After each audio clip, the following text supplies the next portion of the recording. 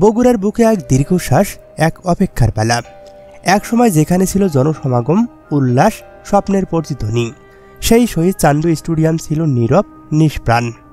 স্মৃতির ধুলো ঝেড়ে নতুন আলোর ঠিকানায় ফিরতে এটি অপেক্ষা করছিল নতুন এক শুরুর।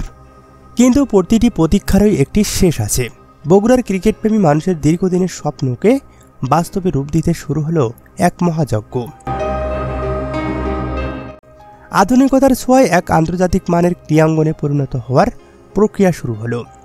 নতুন জীবনের রঙে রঙ্গিত হচ্ছে গ্যালারি, সুসজ্জিত হচ্ছে খেলার মাঠ, উন্নত প্রযুক্তির আলোয় ঝলমল করতে প্রস্তুত ফ্লাড লাইটের সুবিশাল স্তম্ভ, অত্যাধুনিক ড্রেসিং রুম থেকে শুরু করে আন্তর্জাতিক মানের পিচ, শীততাপ নিয়ন্ত্রণ ভিআইপি লাউঞ্জ থেকে শুরু করে মিডিয়া সেন্টার, সবকিছুই ডিজাইন করা হয়েছে বিশ্বমানের ক্রিকেট ইভেন্টের জন্য। এই স্টেডিয়াম শুধু একটি খেলার মাঠ নয়, এটি বগুড়ার আগামী প্রজন্মের এক অনুপ্রেরণা, এক নতুন দিগন্ত। এখানেই জন্ম নেবে নতুন তারকা, রচিত হবে নতুন ইতিহাস, আর প্রতিধ্বনিত হবে বিজয়ের উল্লাস। 2006 সালের পর থেকে আন্তর্জাতিক কোনো ম্যাচ অনুষ্ঠিত হয়নি এই মাঠে। মাঝে মাঝে এনসিএল এবং যুব বিশ্বকাপের প্রস্তুতি ক্যাম্প কিংবা বাংলা টাইগার্সের অনুশীলন হলেও আন্তর্জাতিক ম্যাচ আয়োজনের সুযোগ পায়নি বগুড়া স্টেডিয়াম। ফলে ক্রিকেট প্রেমীদের মনে জমেছিল ক্ষোভ ও আক্ষেপ। অবশেষে সেই অপেক্ষার অবসান।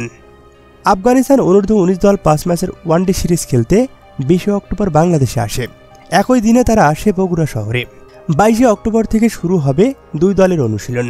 প্রথম 2টি ওয়ানডে হবে বগুড়ায়, বাকি 3টি ম্যাচ অনুষ্ঠিত হবে রাজশাহীর শহীদ কামরুজ্জামান স্টেডিয়ামে। শহীদ চান্দু স্টেডিয়ামে সবচেয়ে বড় আন্তর্জাতিক ম্যাচ হয়েছিল 2006 সালে শ্রীলঙ্কার বিপক্ষে, যখন মাহিলা জয়বর্ধনা, কুমার সাঙ্গাকারা ও চান্দিমা ভাসদের মতো তারকা খেলোয়াড়রা খেলেছিল এই মাঠে। তারও আগে 2004 সালে এখানে এসেছিলেন জিম্বাবুয়ে ক্রিকেট দল।